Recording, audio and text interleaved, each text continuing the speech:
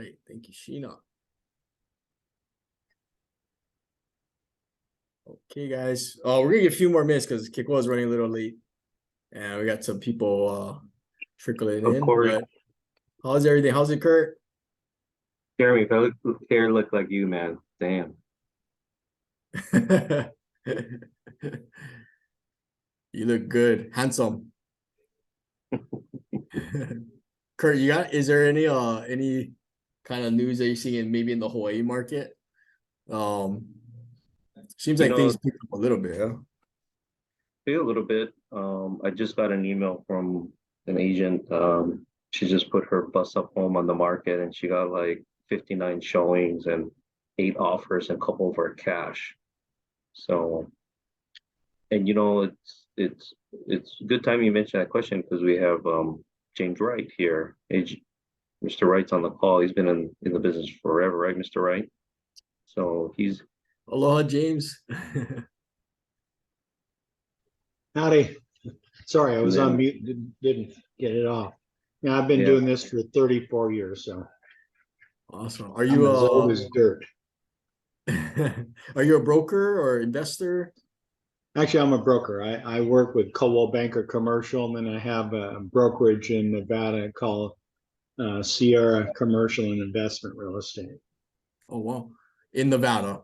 Yeah. Correct. Where specifically? That one's based in Incline Village, Lake Tahoe. And so Oh, I service the northern Nevada, but I mean, it's a small state. It's an hour flight to Las Vegas, so not a big deal. I work on yep. hotels and motels.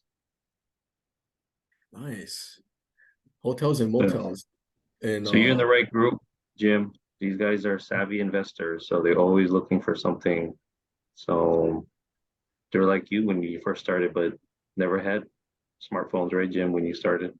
And the contract was like, I had a brick, and it was my first one, that big, huge thing. But right. now we don't even need a computer. We can run around and just use our smartphone. Yeah.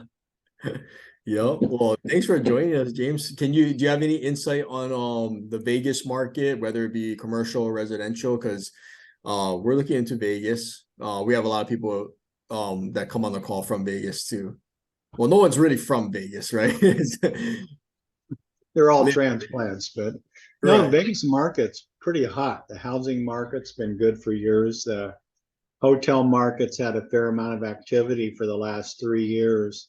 There's a big lot right across from Mandalay Bay, 26 acres on the strip, and it abuts the airport, so you can actually taxi your whales right up to the back door. But that thing they're asking about 182 million for all of it, and you can buy the front 12 acres on the strip for, I think it was 84 million. And I mean, this could turn into a huge development, probably over 2 billion total, where you could build a resort in the front with 3,000 plus keys. I'm guessing at that. I haven't gone and verified. And behind it toward the airport, you could put in a mixed use residential and office, and let the office tenants face the airport, and the other ones face Mount Charleston. That's a nice site. I usually stay around in that area, and I was staring at it. I was like, how come it's like what's going on with that piece of land? So it looks like it's on the market right now. Yeah, they probably were trying to consolidate and finally got enough, because having your back in by the airport allows jets to taxi right up to you. And for all the casinos, they all have their own private jet and fly the whales in and out that like to gamble and lose money in their casinos. Yeah. look at that, Corey. I know you have your own private jet, Corey, and you can just fly right in. I'm not on the PJ level yet. That's coming soon. Oh, I wish K. Cole was on. He always teases me about my PJ dreams. Well, Pretty soon we'll all also have planes running too, around. Yeah. Corey, Jim has a commercial listing. I don't know. Let me know when we share my screen. I can show the flyer so Yeah, everybody let's can do see it. what Do it now? Okay. Take a look. Ashley's digging into a commercial, and we deal with a lot of big clients as well, are in that space. So here's the flyer. Jim, you want me? I'll have it right here, Jim, so everybody can read. Oh, it's Go ahead, Jim. single You family, can talk but about them. on, It's about an acre and a quarter out in the Miley Nanakuli area, which is way out west on Oahu. And it's right across the street from the beach. So you can walk across the street and go right down to the sand. You have to walk around the homeless because all of our beaches have homeless on them. But they move them and they come back. But this is an R5 zone. And of course, churches are conditional use and they're allowed in just about every zoning. And it's active right now with a Samoan congregation that's using it. And we've already have one church looking at purchasing it. The brothers want us, their dad was a pastor of that church for many years, and they want to keep it in a church use. But I told them, you take the offers you get, because you could actually probably get a conditional use or a variance and put in some Section 8 housing real tight. You could probably get it generating between 30 and 45,000 a month once you're constructed, and just build 2-bedroom, 1-bath. Don't do anything fancy. mhm. So R5, what is that lot of 55? 55 lots? Our R5 is 5,000 minimum per house, and that's why I So you have said 11. if you went ahead and if you went ahead and got a conditional use or variance, you might be able to dense it up to what they call a 0 lot line, where Mhm. you can abut one wall to the lot line and put the yard on the other side and the parking. But I mean, that's going maximum use, but there's a real need for housing. That's why I kind of looked at that. But they'd like us to find a church, and we may have already found one, so it Mhm. might be moot at this point, but it's there. Do they have to sell it all at for it's one property that they're selling once, right? It's not like either they're selling the church and The another. church with the land. I mean, it's a huge lot, as you can see, looking behind the church to the right. It's got a lot of space and Oh a pretty yeah. good sized parking lot in front. And in front, there's a little slight berm you can see out there. The ocean's and the sand's right on the other side of that. Hey, James, this is Keikoa. The church, why are they selling it? Oh, the father that ran a congregation there, he passed away, and the mother passed away here recently. And so the boys, I mean, they're not using it, they're just renting it out, but they have no need to keep it, so they're going to go ahead and liquidate. Oh, so they've rented it to another church to use? Yeah. Gotcha. And then what are they getting for rent? I never asked them that because I'll guarantee it's not much. I'd be surprised if it was 2,000 a month. But I mean, it doesn't have a real value as an investment, other than if you were going to dense up the land with a different use. And is it listed or are you direct to seller? No, it's listed. It's listed in the Oh, I see. commercial listing of our MLS, and it's also on. I'm pretty sure it's on CoStar. Gotcha. And do they owe any debt on it? I think they owe about 100,000 or 110,000. They took out a small loan for I'm not sure what, but I mean that would clear, obviously at the close. Gotcha. Yep. Gotcha. So that's Okay. if they allow you to build 11, right? Sometimes they might not let you. And if once you go over 8 houses, it's hard to CPR if you were going to CPR. Maybe the Yeah. church can, like, what is they need? They just want to sell the property, or Yeah, I mean, since their dad's passed away, he had a real heartstring to that property, but the boys don't. And Mhm. so they're fine letting it go and doing whatever with the money. Mhm. Huh, okay. And you're the listing agent, James? Correct. Me and another agent, Bridget Arostia. If you don't get any great offers, let me know. I might be interested if we could do something like a seller finance type of a situation. Actually, I don't know if they would finance, but one of the sellers is a lender, or it works as a broker, and he can place the money in a lot of. I mean, he can actually help the church find funding if they want. But I think they have a diocese on the mainland that funds these type of acquisitions, and they go into a repayment program with them. Gotcha. Well, keep us updated. Will do. James, Definitely. James, if you And can if put in the there's- chat box your contact information so Kikoa can get a hold of it and you guys can talk offline. Thank you so much, Corey and Kikoa, letting James speak about the listing. As I promise, it's only investment properties I will share with you folks. I hope this helps out getting what deals are out there. Any questions before I give it back to Corey for James? Yeah, if anybody has any questions, because actually that's about, I mean, depending on what the buyer would use the property for, if it's like to buy, build, sell, then 11 houses is at about 136 a lot, which is a good price actually.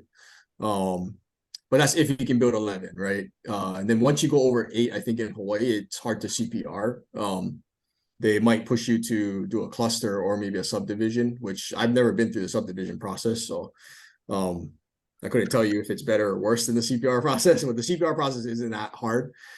So if anybody's interested, feel free to reach out to James. And James, if you can, maybe just drop the PDF in the chat. Yeah, I'm doing it right now. And the thing is, I mean, like most markets, workforce housing and affordable are big issues. So, now versus other times is a good time to go in with a special request for getting a higher density. Because I was thinking Section 8 housing, because you got a guaranteed pay there with the government. And so it's a pretty safe bet. You just got to figure out what your cost for a 2-1's going to run you, maybe 800 feet or so, and then just dense it up. I was thinking if you could get 45 units in there, which is possible, or let's say 30, you'd have a good investment. I'm not sure the brothers would like that, but I mean, it is what it is. Yeah. Kikoa, connect with James, because before he came on, he was talking about the Vegas market. So offline, you guys can talk about that as well too. Just give me an update on what's going on in Vegas. Thank you. Cool. Thank you, Kurt. And thank you, James. Appreciate it. All right, guys.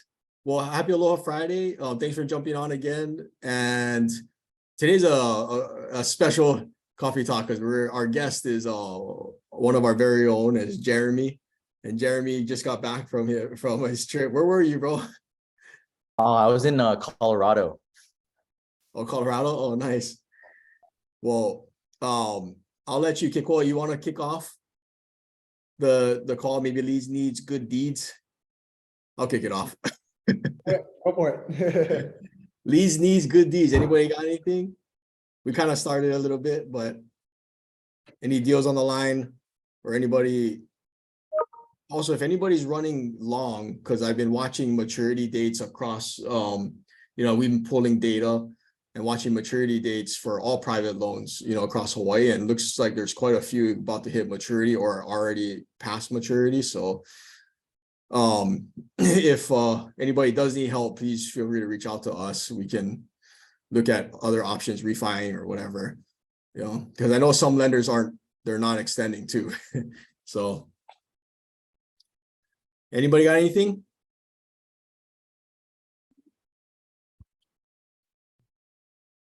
Oh, boring, guys. Well, if anybody, a couple of things that we've got in the works, we've got a 34 unit in Houston that if anybody's in the multifamily space and are interested, it's appraised at 2.3. Right now it's off market, 2,125,000. Pretty good area of Houston. So that's a great value add. And then we also have a 51 unit in Houston, appraised at 4.2 back in 2020. And Houston market's gone up since then. The seller's off market really wants to move on. And so we have him down to 4,120,000, 11% cash on cash right now, pretty conservatively. So two really good multifamily opportunities if anybody's ready to start jumping in. They're a little larger than the average, but if anybody's got a couple of partners, then these could be really good deals. And Houston's a tremendous market. Let us know. Jeremy's just going to write a check. So try to beat Jeremy because, you know, gotta get plenty of cash. That's why. Hey, Keikoa. Yes, sir. Is that, you said a 50 unit, so what, 82,000 a door? That's correct. 51 units. So it's like just over 80K a door. And then the other one is 34 units for 2.125. So pretty good. So Houston still got good. Yeah, both are off market. Houston still has a pretty good value per door and rents are pretty strong. These are all value adds. So rehab is going to be necessary. So Greg, for someone like you, that doesn't worry me at all. I always get worried when people are like, well, it's got rehab. I'm like, that's what value adds all about, you know? But that's why it's 82 a door. Yeah, it's 82 a door. And then what's nice about Houston, we have a 41 unit just down the street. And we've only been spending about $3,500 a unit for rehab because it's just flooring, paint, and then painting cabinets.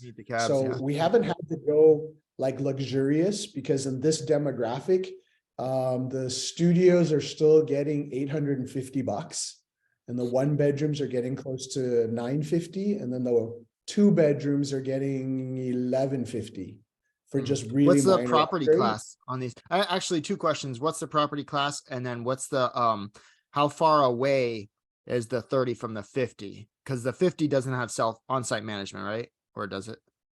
The 50 neither has on-site. No, I'm sorry. Actually, yeah, ironically, the 34, that owner, 2 different owners. That owner does have a Hispanic lady who lives in 1 unit and kind of is a site manager, quote unquote. So they barter, if you will. And then the 51 does not. The owner is still managing it himself, which is why his pain point is he's just tired, which is why we got him down from 5.5 mil to 4. So class is definitely C+. The 34 unit is more closer to C right now. And then the other one is probably C+ because that's right near, literally walking across the street from a big Walmart and all the shopping plazas. So I like that when it comes to multifamilies because that means that my tenants, if they lose a job, they can literally just go to Walmart and get a job or go to one of the restaurants and get a job, right? So that's always strategic to have. And so, yeah, so those are pretty good entry point for those who are in multifamilies. If you need a partner, let us know. I'm happy to partner too. We'd partner with you, Greg, all day long, except for the fact that all you do is drive your car. So we'd have to get you a hammer. Driving today. I've been driving to Houston this whole time to go check out the deals. To go close the deal. Dude, I'll meet you there. Houston's awesome. Hey, yeah, can you email me that? Do you have like a, I don't know, deck or anything on them? Are you, it sounds like you're brokering. Are you a broker? We broker, but then most of the time right now Tyler, which I don't know if Tyler's on right now, but Tyler, he was on last week. So he is our analyst for large multis. And so we just find these medium-sized multis from time to time. And what we're trying to do is get a bunch of good deals for syndications. So if we don't need them, then we'll assign them. So you're wholesaling them. Yeah. Okay. Yeah, but not at a big wholesale. We're just putting on a traditional 3% agent fee on it. Because this is our main thing. We're trying to find 300 units or bigger. They're the extra leads. Yeah. These are the ones that, you know, they just fall on your lap because somebody goes, well, I'm not selling, but I'll give you the number of a guy I know who is, which, you know, it works. Yeah. And so we take care of these 2 deals. We'll be able to do more deals, but yeah, no, Greg, that'd be awesome. Are you looking for multis? Well, you guys don't know my business partner, David. He's kind of that guy that flies under the radar. And anyways, all he does is write the check and when we do flips, he's the broker that does the sale. So, but yeah, he and I are, we went over to that event in Oahu. We've both kind of been like, yeah, we're sick of like, dealing with all the little drama of flipping single family. So yeah, our plan is to pivot over to multifamily this year. And yeah, that sounds like something like that would be in the right kind of range, at least to get the ball rolling. The only thing is, like, I don't like the idea of not having, of going too small and not having the management, but that's why I was curious if those two were like close enough to each other that we could, maybe buy them both, if we can negotiate both of them, and then have like a consolidated management. Because 80 would be enough, right? So you could justify dedicated management.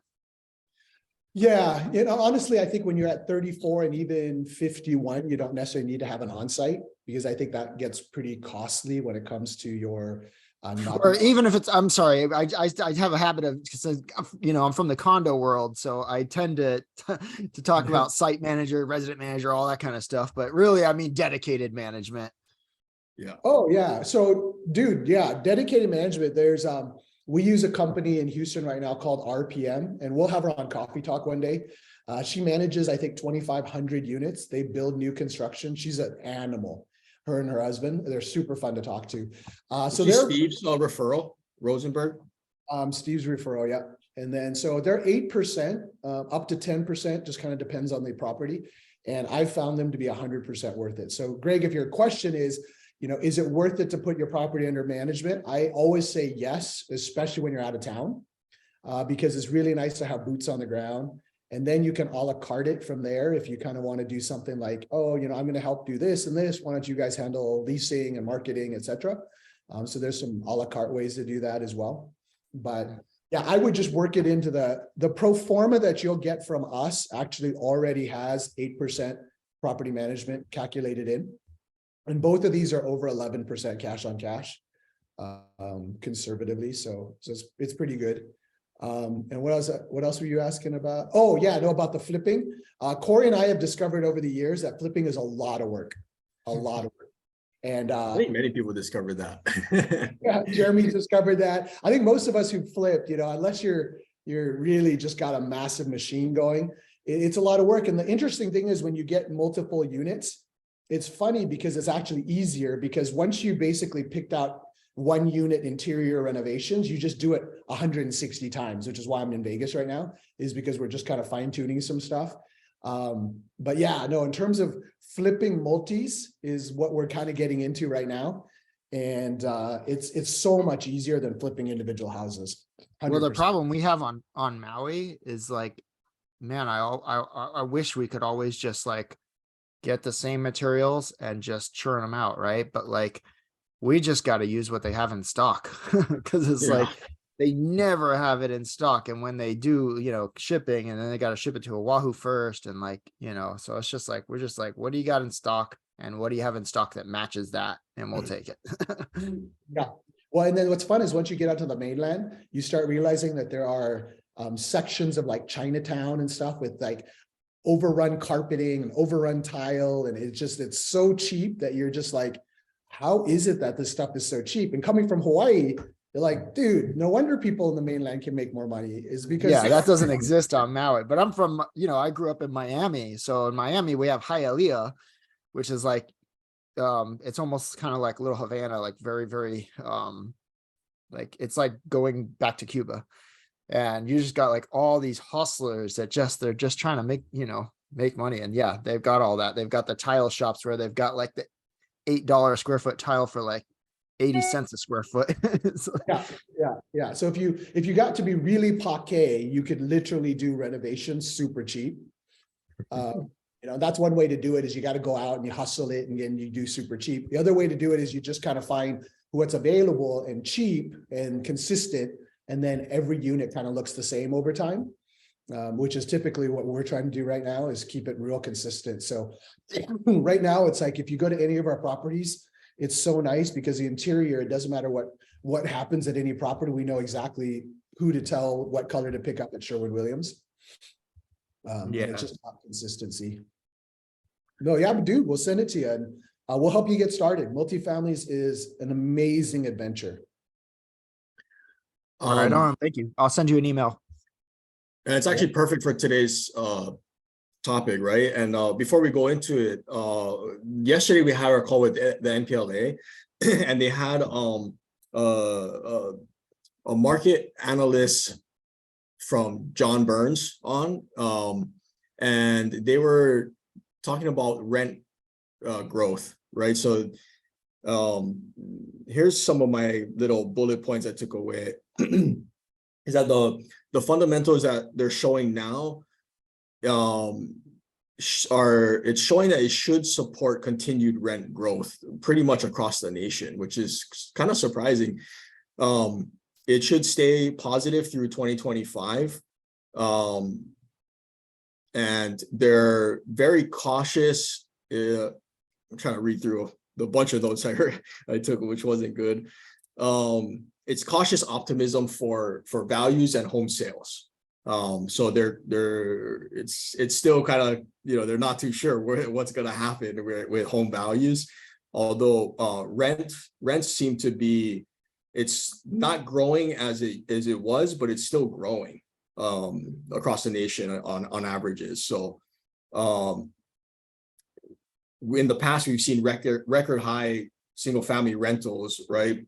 So if anything, it's just slowed down. So that's a good plus for people going, buying properties long term and for cash flow and multifamily. Absolutely. Any questions for Corey about what's happening on a national basis with like national lenders, lenders closing, lenders opening? There's not many opening, but there's a lot closing. There's been quite a bit closing for sure, almost weekly.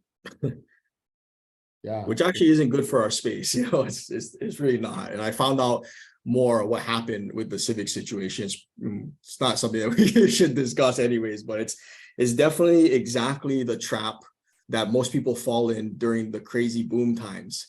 When people get Wait, Corey, you just kind of teased me big time here. Maybe I'm just way too out of the loop, but what happened with Civic?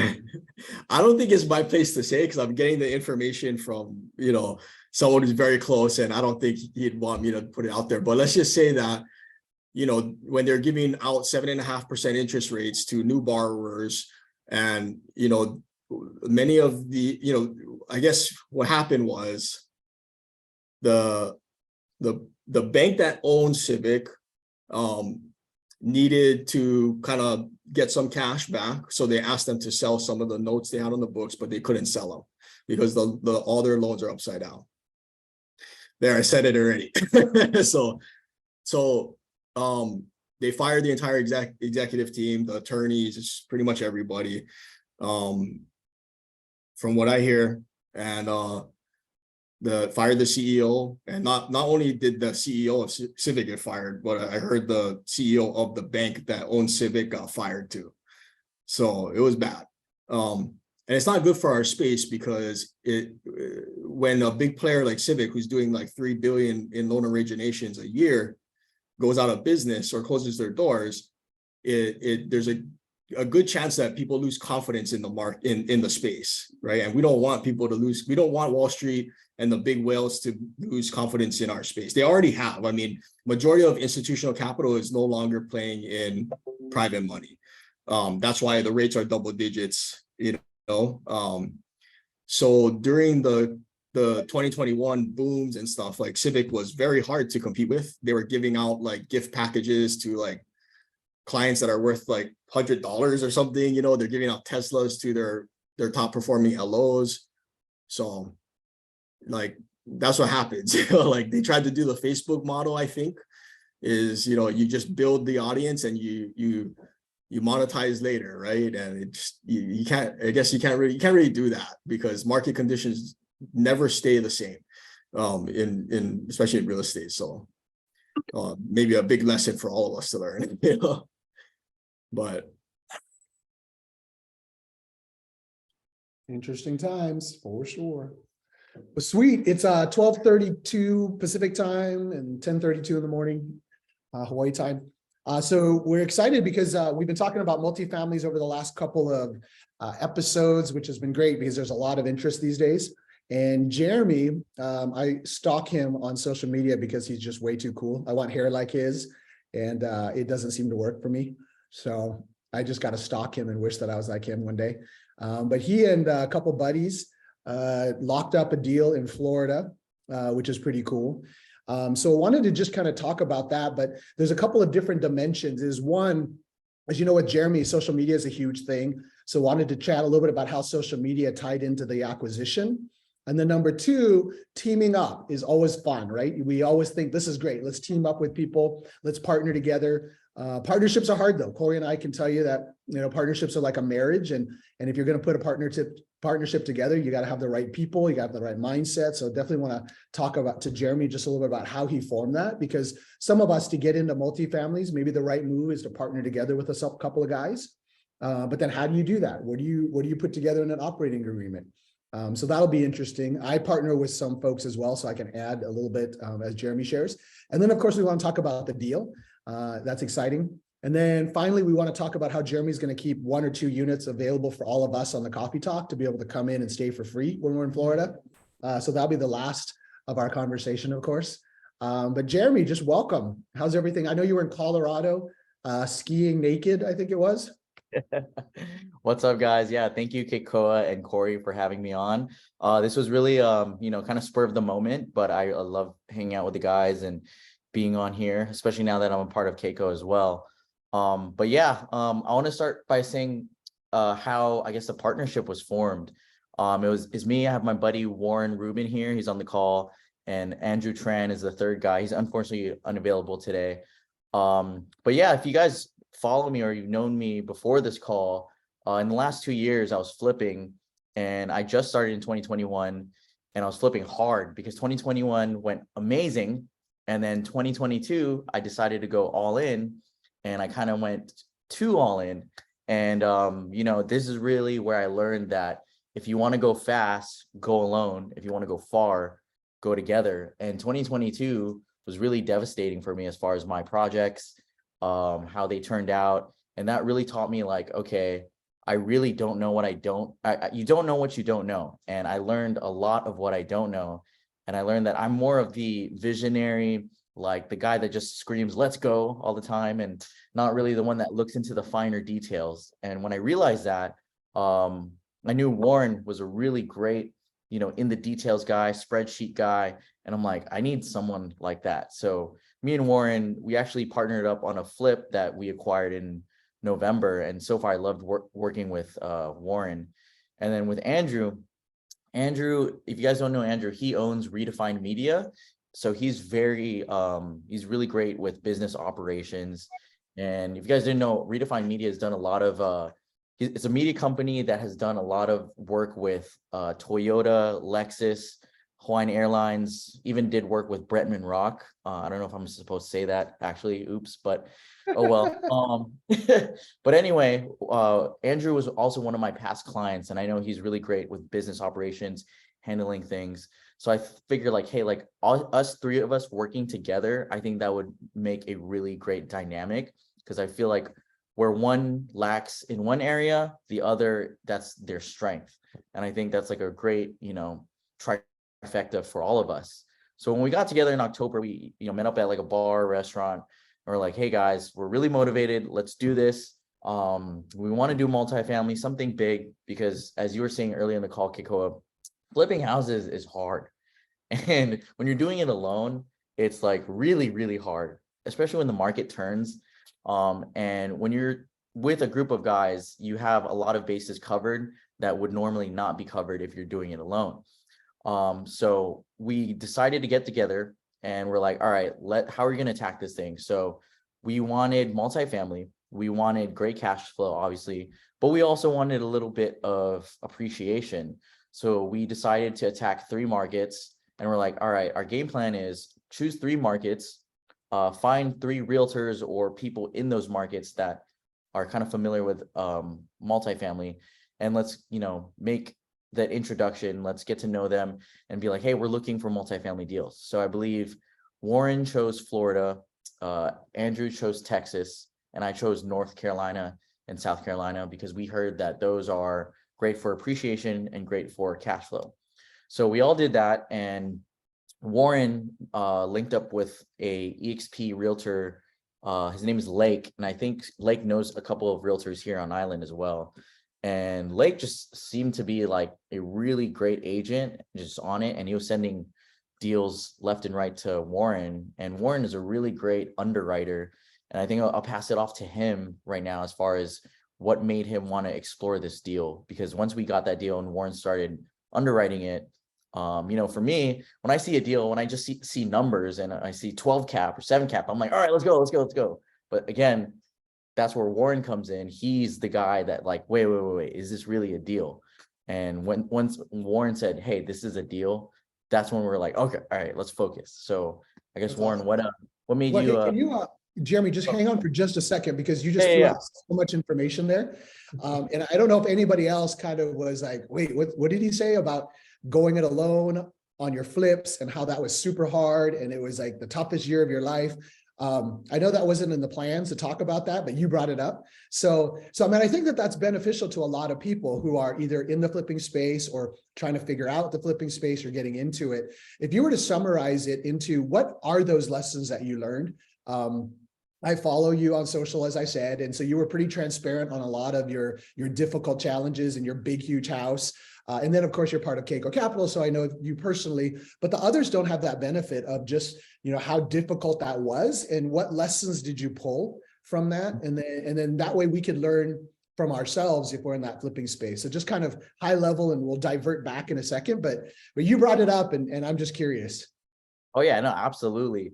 And I'm an open book, and I see there's 37 of us guys here. I'll say 37 of us friends. So just real quick before I say anything about that, I just want to say we're all close friends now. So I want everyone, if you consider a close friend to me, please put a bunch of ones in the chat. Just, say one, we're all friends here. And this is gonna tie into the call later. So just put ones, let's see ones. But anyway, Can we do hearts if we love you, yeah, man? let's do hearts. So we're all friends here. I consider you guys close friends now. So keep that in mind. But yeah, so just real quick, 2021, I flipped 2 houses, made like my first 6-figure flip on a second flip. 2022, I came into that year with my Hawaii Kai flip, and straight up from the beginning, it was looking like $500,000 in profit. And that's when I'm like, yo, I could flip anything and make 6 figures. Like I could flip my phone and make 6 figures, So that's when I went all in and I bought like 5 deals. And that's when I got trigger happy. And that's honestly what led to my downfall, because having that Hawaii Kai flip got me super cocky, got me very like, yeah, I could get anything. I started buying left and right. And I think that's where it made me think, oh shoot, like I bought my first deal that flopped. And I'll be honest, like I made every single new mistake. I bought at the peak. I kind of like had a really high wrong ARV. I didn't do enough due diligence. I had a partner that ended up bailing on me, and I didn't get anything in writing because I'm like, we're boys, handshake deal. And that ended up leading to me losing $140,000 on the deal. And because he bailed, I had to eat that by myself. And I actually have a lawyer after him now, and things are looking good, but you never want to take $140,000 loss by yourself. Literally in June or July, that was when my flip was sitting for 3 months on the market. And at that time, if it's sitting for 3 months in the market, you're fucked. That's when I knew I'm fucked. And I went through depression. If you guys follow me on social media, I stopped posting on social media. I was really depressed. There were times where I woke up and the first thing I thought was, I don't want to be me anymore. Like another day where my flip isn't selling, but it got really dark, and it took a lot of like self-talk, self-motivation. And finally, thank God I sold the deal. But, at that point I was like, it's crazy. Like I lost 140,000 and I was never so happy to lose that much money because I never thought it could sell. So thank God. But that's when I realized if I had partners, if I had people around me that were the right people, to have extra set of eyes to do due diligence, I would have never made that mistake. So that's why I said I'm never doing this alone. I need people around me to make sure that I'm making the right decisions and we could do this together. Because 2021, I did it all alone. I'm like, yeah, like I don't need anyone. But no, 2022, that taught me like I need to do this with other people, you know? So that's kind of like what led me to partnering with everyone. Thank you for sharing, Jeremy. Like that's and like people don't like to talk about their losses, you know, for some reason. Like Keiko and I, we talk about whatever, you know, like and we don't want to hide, you know, the dark side, you know, because like we've seen the dark side, you know, we've seen you know what could happen. Like it's so much fun, it's sexy flipping houses and stuff, but like we you know, oftentimes people forget it's real money, right? It's real obligation. So you talking about it, I think hopefully is great value for people around. And I never done this alone. I've always had partners, always had, you know, and I could never do it alone. I wouldn't want to. It's boring.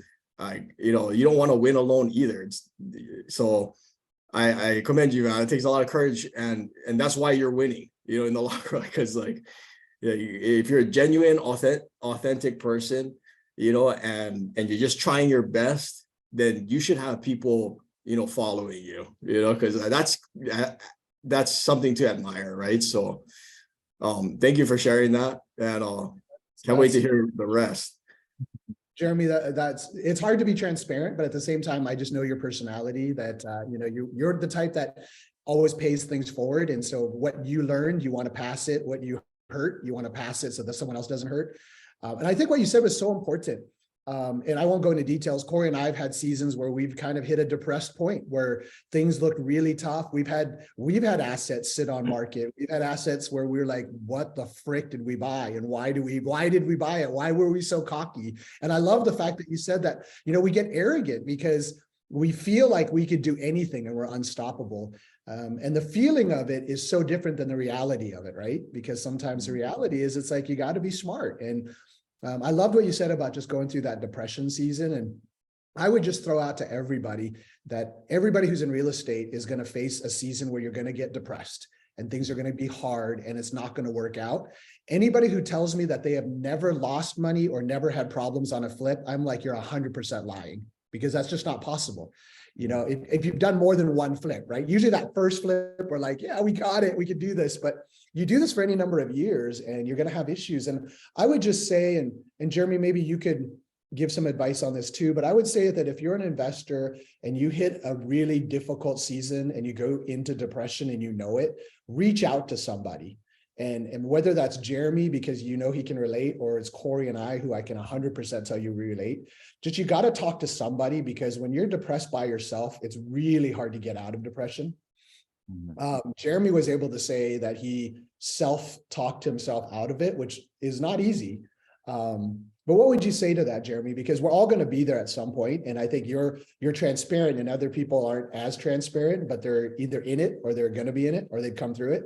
But how did you actually pull yourself out? Because that's not easy at all. Oh yeah, definitely. It was one of the hardest times of my life. And if you guys know me personally, I'm like a very positive, upbeat person. You know, I think I'm emotionally intelligent, and, you know, for the most part, I don't let things get me down. But yeah, that was really dark, because I'm also in Ryan Pineda's Future Flipper program. And going into the year, I actually got an award for, like, you know, all the things that I'm doing. So when I hit that depression, I was Which like, makes it even harder, right? Because you're like, who do I tell? I can't post Exactly. this. I can't be honest. Yeah, I was like, who the frick am I? Like, who's this Jeremy Mateo? Like, I'm not selling houses. I'm not posting on social media. I didn't want to post on social media because I'm like, who the hell am I supposed to talk about real estate when here I am? I bought this stupid deal. And, you know, I didn't even want to go to my my coaching classes, my, you know, masterminds. I didn't even want to go to any events because I was super embarrassed. I was ashamed. I was like, I don't belong here. Like, here are all these, like, you know, high producer people, and here I am, like a stupid flipper that, like, you know, just one of the loudest people saying, let's go. And so I really had like one of those imposter syndrome moments. So it literally took a lot of, I don't know, like self-taught. I reached out to a lot of my friends. And I told them how I feel. Like, I know Warren knows this. We're in like a group chat. And I just tell them like, what do I do? And I just kept reaching out to people like, hey, like what should I do with this situation? And like, I'm really, really appreciative of Warren because he actually offered to partner with me. Maybe we do like a refi together and then we rent it out midterm. Like he was just really helping me out as far as like different options. But yes, like reach out to your friends, reach out to your fellow investor friends. This is why we make community. You know, this is why we have coffee talk. This is why we have masterminds, coaching programs, is to be in a community, not just to share your wins and partner up to make bigger wins, but to also help and support and, you know, share advice on what happens when you lose. So definitely surround yourself with a community. And, you know, tell yourself that you're more than just what you do. You're more than just your profits. And I had to self-evaluate a lot of things because I was like, all right, if this shit hits the fan, I have to, you know, declare bankruptcy. If I do that, I'm going to have to sell my condo. I'm going to have to live with my mom. And I think this is where like things started clicking because I was like, all right, I'm not dead, you know, like here I am crying in my condo, but I'm like, I'm in a 37th floor. I have a beautiful view. People would kill just to have water. People would kill just to have a roof over their heads. So you have to be very grateful. And this is where I was talking to myself. It's like, be grateful for what you have. Like, yeah, you're losing 140K. Yeah, you might go bankrupt. Yeah, you might go back living with your mom, but you still have friends. You still have family. You still have, you know, my arms and my legs. And then I'm like thinking, okay, let's say I do go bankrupt, you know, I'm still alive. So what am I going to do to bring myself back up? Then I'm like, I can still work as an agent. I can do sub 2 deals. I can do wholesale deals. I can work my ass off and, pick myself out from this bankruptcy. Then I'm thinking like, wait, I'm thinking of all these activities. Why do I have to wait till I go bankrupt to start doing them? Why don't I do it now? So that's when I started doing it now. And then like, sure enough, I was able to do a HELOC on my condo. I was able to do a wholesale to Warren, thank God, for 25,000. Like I just pulled out everything out of my ass from what I could at that time. And that energy just kept going and going and going. And then here we are in February, I have 8 million under contract as a realtor. And I have this, 32 unit under contract as well. So you just have to like break things down by the situation, take a step back and be like, what do I have? And what am I grateful for? So sorry, that took a little long. No, I know we're kind of over, like, and we still haven't even got into the deal, which I want to go into the deal. But this is important. I think this is very important because majority of people coming into real estate will hit a point where it gets scary. Like whether it's the market conditions, whether it's like you just mismanaged a project or didn't underwrite the deal properly in the front. Now you got to fix everything, like it gets scary sometimes, and one thing with you, Jeremy, that I can appreciate, and I hope everyone else, I think, feels the same, is that you do have a big social media presence, and it can feel that way, like the imposter syndrome, right? It's hard to balance like being confident, being entertaining, and giving value and content, while also being yourself, right? And I think when you said, man, I'm going to take $140,000 hit on this one, I was like, oh yeah, that's a big one. But like, to me, it's like, that's a badge of honor, welcome to the club. Welcome to the next level is how I see it, because that's not uncommon in Hawaii's market to, lose, like that. I mean, Kekoa and I have had a project that we've lost, and we talked about this a couple of years ago on one of our Halloween ones, right? We're like, it's 700,000 plus on one single family house flip.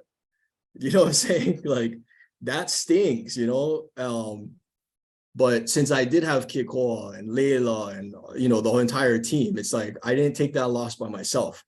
I'm not hurting by myself, and thank God, we've made some right moves that a loss like that, if it was our first deal, we'd be bankrupt.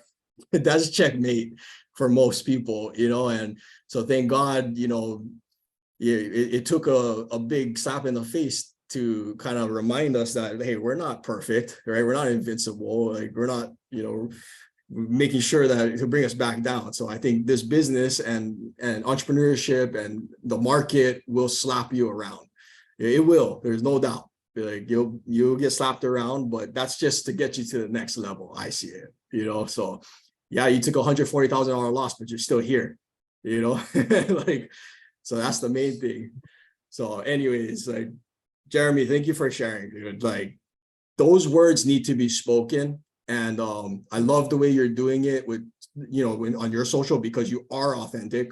You know, you don't hold anything back. And I think in the long term, the real ones will keep following, and, you know, they see through, and they respect that. I think you would get more admiration and more following, more trust, you know, because you're real. So most people, you take $140,000 loss, they're already in line filing for bankruptcy. You know, they don't even, oh, I don't want to pay for that. I can't pay for that. It's like, no, like, and when you lost 140,000, you lost 140,000, right? No one else, not even your partner that was supposed to take the hit with you, right? No. So, and the same with us. When we lost 700,000, that's 700,000 out of me and Kiko's pocket, you know, no one else. So that's the way you got to do it. That's why you're still here. So That's awesome. thank you. We could do a whole episode. Tay says that she relates. I think many of us could do that. So let's let's definitely do more on this, because I think this is the reality that we need to talk about. But let's switch gears. Thanks, Jeremy, for letting us divert for a minute. But you obviously hit a very heartfelt, sensitive topic that we don't talk about enough, and we appreciate that. But yeah, you were about to bounce to Warren. Warren was going to talk about numbers. You're looking at some key markets with great appreciation, you said, which is awesome. And good in-migration too. So those markets have a lot of people moving to them still. So Warren, tell us about the deal. Yeah, hey guys, thanks for having me. So Jeremy, you're hyping me up too much. I don't really know how to underwrite multifam, but I feel comfortable underwriting residential single fam. So how this deal kind of came about was, I'm kind of taking notes from Jeremy, learning how to market on social media. I basically just posted on my story, hey, looking for Florida realtors, found a guy. Like Jeremy said, he was sending us deals, and this particular deal that we got locked up that he sent, I realized my underwriting model was something Jeremy sent to me. I think he paid $5 for it. So you can kind of imagine it's probably not the best model to use, but basically after I went through it one round, the underwriting model only gave me a screenshot of what the deal looks like at acquisition. And when I seen that, I'm like, oh wait, it looks pretty good, but I didn't really know how to underwrite everything after that. But there were a few things that really stuck out to me that made me think like, hey, I think this is a good deal. One was that rents were 35% under market value. And two was that all of the units were basically 100% occupied, and the owner has a wait list. So we projected basically almost zero vacancy. We do have vacancy in our model just to be conservative, but other than that, we're buying at 85,000 per door, but the market in the area looks like units are selling for around 110 to 120 per door. So I'm like, okay, wait, everything's checking off, everything looks good. But I wanted to get a better idea of like how to underwrite the debt side of things, which I kind of just being thrown into the fire, learning about prepayment penalties, IRR, equity multiples, and all of that. So I reached out to someone in Ryan Pineda's Future Flipper program, Christian Bergman, help us underwrite it. He underwrote it, and he basically said that he likes the deal and he was willing to be a sponsor for us. So he sent us like a 10-tab spreadsheet, and right now we're working on the financing, but I think he's going to be our sponsor, but there's a few things we're trying to iron out as far as getting all the financials from the seller, which he or she is kind of giving us a hard time right now. So yeah, and just to give you guys an idea of numbers, I think we have it at 14.9%. No, let me check it. I have it on my screen. We have it like at a 19.7% IRR at a 8.6% cash on cash, which and then like a 1.3 DSCR. So I think those are good numbers. Like I said, this is like the first real multifamily that we went through. So yeah, that's kind of the numbers of the deal. That's awesome. What city in Florida again? Pensacola, Florida. Okay, so nice market. Gotcha, Pensacola. So how many doors total? 100? From Wikipedia, Pensacola. Sorry, that was my Siri. What was that, Kiko? How many units? How many doors? 32 units. We're buying it at 2.7. 32 units at 2.7. Yep. Okay, that's awesome. That's good stuff. And then what about renovations? Are they called classic, meaning there's no renovations, or are they updated, or how they look? So we had inspection start today. We got a few videos. I think renovations can be done at probably anywhere between 5 and 7,000 per door. I think it's just lipstick stuff. That's awesome. That's fantastic. So you have the inspector on site today. Is anybody down there representing you guys? So inspectors on site today. Jeremy's actually flying out, I think tomorrow or Sunday. He's getting there on Monday to walk it with our inspector and 2 contractors. That's great. That's great. Yeah, I definitely always recommend, just if you can have somebody go and be on site, you just seeing it in context is super important. You kind of want to know if there's a bunch of neighbors that may be a problem for you in the future. So that's always good to know on that stuff. But that's great. That's fantastic.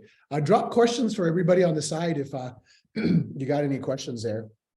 And so on did you check zoning at all? Did you see what you may be allowed to do in the future? I don't think we dove into zoning, but there is a vacant building on the property that we are able to convert into 2 more units or a laundromat or storage for the tenants. So that's one of the value add plays that we have. And there's also an option for us to use it as a short-term rental or mid-term rental. It's about 3 miles from a major university and I think within 4 miles of a hospital. So there's those plays also for us. That's awesome. Yeah, one of the things I typically do for multifamilies is try to get in touch with the city. And if Jeremy's in town, he could walk in. Otherwise, you can just call. And it's always just good to hear what they say about the property. Sometimes they're going to say something like, oh, we know a lot about it because we keep getting complaints, or it's been cited 50 million times because the sewer line keeps erupting, that kind of thing. You kind of want to know that. And then the other thing is that you can ask them, what more can we do with this property? And you can check the zoning. One of our properties here in Vegas, we found out that we're allowed to do a billboard and a cell tower. Huge additional income that has nothing to do with units, but that's like another 10,000 a month, just those 2 combined. So huge difference, right? So something to check out. The other thing is when you talk to the zoning, you can ask them, depending on how big your lot is, you could say, hey, that 2 unit that's back there that's not being used, could we actually tear it down and do 4 units, or could we go 6 high, or so trying to see how you increase that. And then also the lid height. The multifamilies, what's fun, one of our properties here in Vegas is we've got 2 units, it's 2 stories, but the building right next door is actually 5 stories. So we're trying to figure out if we could actually add more units above the current units. You already own the land, so you would just go up, and that's just good information for your evaluations. Even if you don't actually do the build, when you go to resell it, it's always a nice thing to be able to tell other people that the city is going to allow you to do, additional 50 units or something. Like, that's a cool feature. So something to keep in mind. Yeah, we definitely look into that. Get a Matterport scan done. So you walk the units even after you leave. Oh yeah, 100%. And then would we ask, or are there third-party companies that offer the Matterport for us to rent or use? 100%. Jeremy was Yeah, you can have somebody local do it. It's really easy to do. Like if you end up, Jeremy or whoever, it's super simple to do. Like we carry them with us. Any site visit that I do, I'm always going to do that. But you can definitely reach out to a local provider there before you go. Maybe have them walk it with you. That way you can just go ahead and scan it while you're on site or where Jeremy's on site. But you can easily have that done. A couple $100. Okay, we're gonna talk about that today. I think I want to share, like, I guess some learning lessons or the pains that we're kind of going through. I think one mistake we did was we had a really short timeline for closing. We had 45 days to close with no like unilateral extension in our contract. And we were realizing about a weekend that the favorable loan products that we want are going to take anywhere between 60+ days to close. And the seller kind of only really accepted our offer because of the short closing, which I think that's something we learned. We just got to be more realistic with closing timelines and whatnot. So we don't know if we're going to get an extension, but that's been one of the things I guess, stressing us out, trying to find, because we do have loan options that can close on time, but they're way more expensive, like 2% more expensive, and the prepayments are way less favorable than these Freddie Mac products that we're looking at. But that's, like I said, something we're going to take into the next project or property that we offer on. Yeah, that's actually a great lesson. And for everybody else, that's super important. If you're thinking of a market that you're not currently in, or a segment you're going from flipping to multifamilies, is build that power team first, which includes your lender, right? And it's really good to have a good real estate attorney when you get to these larger multifamilies, to just double check everything, and a good real estate CPA, because there's so many more nuances and tax opportunities when it comes to these larger deals. And then that CPA and that attorney can help you with that syndication, or if you've got a sponsor coming in, because that's complicated stuff that most of us, that's way above our head and our pay grade. So you got to have that power team. But to your point, yeah, lending is super important. And right now, because lending is so all over the board. So what we do is, like, when we went into Houston, we tried to find all the lenders that we knew of, that we could start letting them know we're coming into town, and getting an idea of what their timelines are. How fast can you do appraisals? What are origination points looking like? What other products do you have? So those are super important. And then when it comes to multifamilies, what we're discovering now too is that bridge lending is actually a pretty good option, because if you're going to do rehab, it may be good to get a bridge loan, so that way you can acquire the property, and then a little bit like hard money for flipping, you can get construction funds, because even if you were to do 30 units or 40 units and it's 10,000 each, that's 300K that you got to find out of your pocket, unless you have it in your loan, right? So keep that in mind as you go too. But you're totally right. When we write offers now, we typically do 30 to 45 days for a loan contingency, so the lender can do the approval, and then 60 to 75 days to close. And if we could get it done under that time, it's great. But very rarely have we been under that time for whatever reason. So yeah, that's really important. Also, I was going to mention to you on your inspection, definitely do a sewer scope. 100% do a sewer scope, because these older buildings are always problematic. And then there was one more thing on inspection. Shucks. Oh, find out about the site survey. See if there's going to be a survey necessary. So depending on the lender, they may require you to do a survey, and then also some additional reports, environmental assessment, and that type of thing. So the sooner you know about that, the sooner you can get it started, so it doesn't delay your underwriting approval, which then impacts your lending, right? So that's good stuff. Yeah, make sure that, because the varying on your lender, they may require what Coco is talking about. They may require a phase one, and if that's the case, whoever's doing your inspection, a lot of times they can do it if they're doing commercial, but they can do the phase one as well. But again, that's going to vary depending on your lender. And you want to know that ahead of time, because it's not like a residential inspection where they can turn it quick. Our experience has always been that they do take a little bit longer. So if you've got somebody on your team that's going to walk it, they can usually kind of key you in on the big ticket items or anything that's going to be, red flags right off the bat. Jeremy, too, whenever you go walk the property, get yourself a little thermal camera. You can get a little plug-in unit for if you've got Android or an iPhone. You pick one up off of Amazon, get a FLIR plug-in, and especially if your units are multi-floor, and start scanning areas below, like bathrooms. You can just plug it in and walk around with you. That's huge to determine whether or not you got a bunch of leaks coming from like old P-traps, especially to Kokoa's point. If you're going to do, if it's an older vintage, if it's like 60s, 70s, which, is very possible if it's a C-class property, then plumbing could be a huge expense. So make sure that you're factoring that into your CapEx and your, all your renovation budget. I love it, Steve. Great. Yeah. Yeah, and then one more thing I think I wanted to share. I wish we could go back and change the order of sequence that we did things, because after we locked it up too, we realized that there were multiple parcel numbers, and according to our lender, there might be an issue with, I think, insurance, and I think it was the appraisal. So there might be a delay because of that, which we, like I said, we didn't know until we got the offer accepted, that it's 11 buildings, and Jeremy, correct me if I'm wrong, but multiple of those, I think there's at least 5 or 6 different parcel numbers, maybe even more, one for each building. So that's another obstacle we're trying to hurdle or get around? It's an obstacle and an opportunity. So the nice thing about separate parcels is in the future, you could split those off and sell them separately. So that's a bonus. So like in Vegas, our 160 unit building, we later discovered it's actually 160 individual condos. So we could sell them off individually. And so it turned out to be a gold mine once we found that out. So that is a positive, but the downside is you're 100% correct. It could be, depending on the lender, separate transactions. So you actually do separate loans, which is separate underwriting, separate surveys, separate phase one. So definitely need to lock that lender in right away.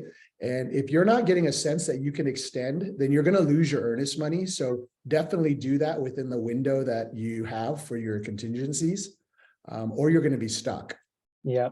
Nice thing about a seller, once you've done inspections, if you've done a good job, which I recommend, build that relationship as best as you can, build some trust, build some credibility. Having Jeremy there in person is great. And being from Hawaii, just leverage that, bring some Hawaii chocolates for the seller and just be like, hey, just some aloha. Because when you're halfway through the inspection, that's a good time to already say, hey, there's some unexpected stuff. Because then the seller's like, oh my gosh, okay, well, I didn't know this either. So that's where you can start asking for some additional time. And that'll be super important. Okay.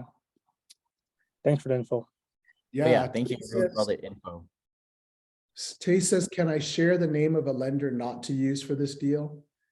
I think it's important to do that. I don't see any major issues. I think, and Steve actually put one in there. I think it's important for us. I think here's what we got to say, because I think we want to maintain integrity. And I think our connection here is important. We want to help each other. But I think what the wording that maybe we can use to inform each other is to say, in my experience, this lender is what I've experienced, and make your own judgment, kind of a thing. So we're not telling everybody don't use Keiko Capital. It's like, well, maybe you had one bad experience, and maybe we got to give them a chance. But maybe that's a fair way to say it, because I think, Tay, we want to know, and I have a whole list too of a bunch of people. It's like, don't call this guy, but maybe their business is good and you got to call a different guy. So how's that sound? Does that sound fair to everybody? So we can be open and transparent. And help each other out, because we don't want to watch Jeremy and Warren dive into a hole because Tay's lender is the one they use, right? So in my experience, Tay says, Park Place Finance lied and increased their rate and kept not communicating with me. Okay.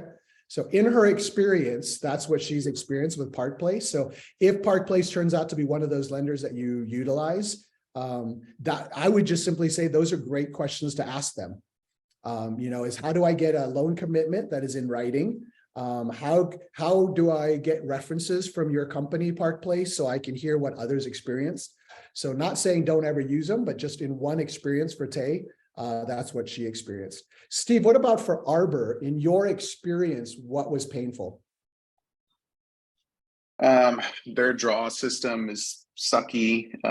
They're definitely a bait and switch, like on the rate.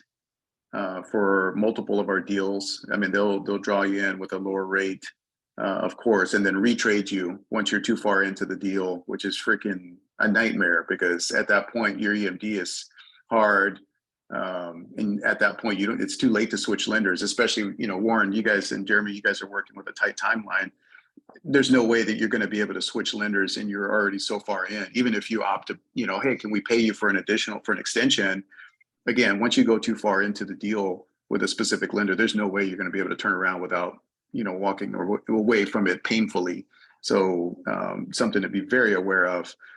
Also, too, their wording in, like we've used them for bridge on a couple of deals, and you go to try to refinance out, because that's the whole deal, right? Like for you guys that aren't familiar, like bridge financing is effectively hard money, right? You need upfront capital to buy the deal and to fund your rehab, but it's not anything you're going to hold on to long term.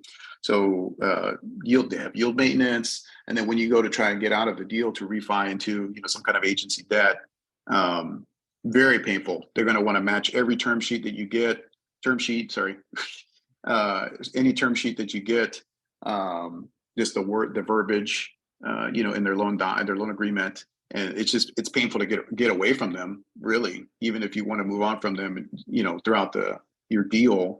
Once you want to try and move on, it's painful to move on. They make it kind of almost punitive, if they're unless they're just outright not willing to refi with you. So that's just our experience. That's just our experience on a couple of deals. So just take it for what it's worth. No, Steve, appreciate that. And what's interesting is, in my experience as well with Arbor, I would validate what Steve has shared.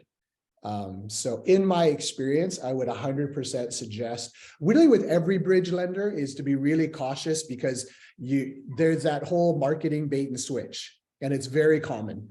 And so just be real cautious wherever you use, is to double check their credentials, ask around, and see if that's happened to anybody else. Because if it's happened to a handful of others, chances are it's going to happen to you. So just expect that that's going to come, right? And so not necessarily saying don't use them, because they may have the best product, and maybe in the end they're the only ones who can fund multiple tax parcels, and maybe in the end they've got actually a really nice package for rehab, and in the end they have low origination points, but then your rate just got hiked up, like literally in the 11th hour, and you're like, you know what, I expected this to come because I was warned, and now you're not freaking out, right? But just be cautious for sure. So Steve, super great input. Thank you for that. Good stuff. Nice. Details of her experience with Park. They didn't close on time, and that happens a lot. Definitely, we see that. They said 30 days, they took 60 days. So I would say that any bridge lender on a multifamily who tells you 30 days is very unrealistic in my experience. Steve's nodding as well. So that's a bait and switch right from the get-go. So in my experience now, I would say with multifamilies, from anything from 15 units up, it's very realistic for about 45 days to 65 to 70 days plus, depending on how big the units are, right? So keep that in mind if somebody says 30 days. Unless it's a private loan from a man who's a rich guy and you know him and he literally is going to wire you from his bank account, then he could do 3 days, right? But bridge lenders, not so much. In my experience, they increased their rate. Yep, that's real common. Decided to take off during the holidays and not work. So that's a bummer. Yep, for sure. They said 70% LTV, ended up at 60. Yep, they checked our credit a week before closing, and we needed to explain and pay off stuff. This was a bridge loan. We ended up taking 60-day to close, and the worst terms when we could have used a regular solid lender with much better terms. Cool. Yeah, that was great. Tay, thanks for being transparent on that. And that is Tay's experience, right? So definitely take that with a grain of salt. But I think with what Steve is sharing and what Tay is sharing is for everybody, always just be careful when you go get lending, and double check everything and double check references for sure. Sounds good. That was awesome. Good stuff. There's so much good stuff going on in the chat right now. I love it. Great. Any other questions or anything for Jeremy and Warren? This is so exciting. Super stoked for you guys. Okay, cool. I do want to say a little bit more about the deal. Is we still think it's a good deal, and we're going to try to push through and try to get locked in on some good financing. But what's crazy is that the day after we got it under contract, a realtor told us that some other local investors approached him asking if we're interested to assign the deal to them for $300,000. I guess that's how good the deal is. And when we heard of that, I was like, whoa, maybe we do have something really good on our hands. But of course, when we heard that, we're like, do we want to do that, or do we want to keep going? They even offered like, oh, after we buy it, they will buy it from us for $3 million. So I don't know, a lot of options there. But we thought that was pretty cool. Yeah, that's always kind of nice. Just got to validate that those are legit, right? That it's not like the person who's selling called a realtor friend to call you guys to try to mark up the price, right? And I've seen that happen too. So, but yeah, no, that's good. I think that you guys are just face value. The price per door in Pensacola sounds reasonable. The fact that you're doing an inspection is good. The fact that Jeremy's going is great. The fact that you're hustling on lending is great. And Keiko Capital can see if we can refer you some folks too. So, definitely hustle on the lending. That's huge. because your lender is the one who's going to determine what other additional surveys you're going to need and all of that. So you'll need to hustle on that kind of stuff. Yeah, I mean, that's the main thing. And then if obviously you're going to need to figure out who's going to be the source of your funding, because you're going to need 30% down roughly. Oh yeah, speaking of that, so as we're, delegating, the jobs, I think we all agree that, for me, since I have a great social media reach, I'll probably be one of the main guys raising the capital.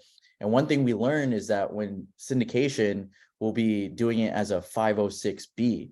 So when we did research on that, what that means is that you can take in investors like private money lenders, but they'll be investing in your project. But they can be non-accredited investors, but you cannot promote this on social media. And I was like, wait, what? So like, I can't use like the number one thing that I'm really good at. So they said you can only reach out to close friends and family. So remember how at the beginning of the call, I said that we're all close friends. So if anyone in this call that are my close friends are interested in investing in our deal, please let me know and go to my website here at jeremymateo.com.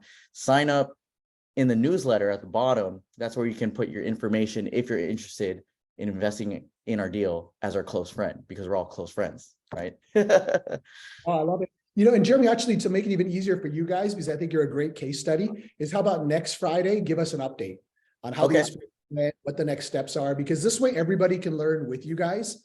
And there's some pretty good experience here too. Tay's experience, Steve, and there's a bunch of folks on here that have done other multis. So I think we can kind of use you. Kurt's done a bunch. So I think we can use you guys as an opportunity to learn together. And then as we talk through it, then somebody might be like, dude, I like the deal and let's jump in. And then if nobody loves the deal, then we're like, bro, you need to get out and assign it and run. But yeah, do the inspection, get the reports, do the sewer scope for sure. And then my guidance in Florida is definitely get a roofer out there to check it out, given the weather that they have. And that way you can get all that information early on. So yeah, let's do a pause, and then let's do a part 2 like next week. And then the week after, and then let's evaluate it together. I think this would be fun. Everybody else on board for that? I think that'd be a cool deal. Definitely. Sweet. And then if you need anything, Tyler on our team, he was on last week. He's on this week as well. He's on our team to run all of our numbers. So if you guys want to run anything by Tyler, just let us know. Warren, you can reach out to Tyler if you want. Tyler, drop your email in there if you would. And then Greg, this is Tyler. Tyler's on our team. So he'll send you those 2 deals. Yeah, I sent them. Oh, bro, nice. Mhm. Having a good hair day, bro. What's going on over there? Yeah, I don't know. Awesome. Well, right on, everybody. This is fantastic. Sorry to keep everybody a little bit overtime today, but I love it. These are great conversations. Kurt, thanks for bringing folks on that have deals. If anybody else has got deals and you want to bring them on, just feel free to do that. That's cool, and invite others to join us. And then also, Kikoa, if anybody is looking for like a lender or something, I can be a resource to find any state. So I'll drop my contact information. Just email me. Just let me know what area you're in. I'll find a contact for you on that part as well too. That's perfect. And then actually a really good point that just for Jeremy and Warren that just got posted from EF on the chat is insurance. 100% in Florida, and we do the same with Texas because of the flooding. Call insurance companies now and get estimates, because that may shock you as to how insurance may be in some of those areas. And then Tyler and I, because of Texas, are really getting used to Texas property taxes, which is, I mean, it's not even insanity. It's like exponential insanity. So you need to know the nuances for Florida as quickly as possible, because once you plug those numbers in, it can make or break your returns for sure. So good stuff, man. I like it. And if anybody else has got a deal they want to run with everybody, let us know. This is great because we can do this together. We can invest together. We'll celebrate together. And if we need to, and we probably will, we'll go through depression together from time to time. But that just makes it more fun when we're doing it together. Awesome. Well, thanks, everybody. Have a great one. Thanks, Jeremy and Warren. We'll catch you guys next week for the update. Jeremy, have a good time in Florida. Work on that tan so I can get more jealous, bro. Thank you, guys. Appreciate it. Take care. Okay, guys. We'll catch you later. Yes, All right. thanks. Aloha.